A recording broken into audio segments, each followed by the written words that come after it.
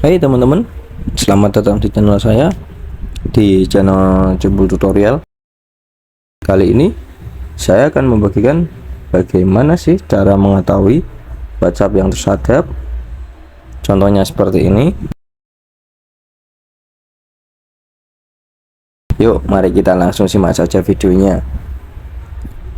Pertama-tama, teman-teman buka aplikasi WhatsApp dulu.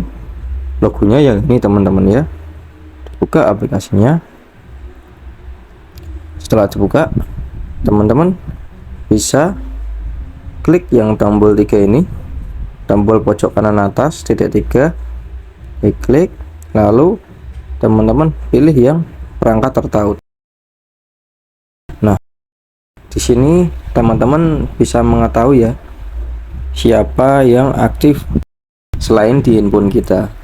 Bisa saja pernah ditautkan di komputer atau aplikasi-aplikasi website yang lain ya teman-teman. Lalu bagaimana cara untuk menghilangkannya? Sangat simpel teman-teman. Teman-teman tinggal klik yang Google Chrome ini, lalu tekan yang keluar. Nah, seperti ini teman-teman. Sudah keluar dari aplikasi-aplikasi atau komputer-komputer ya teman-teman. Sekian tutorial dari saya, semoga membantu. Jangan lupa like, share, dan subscribe.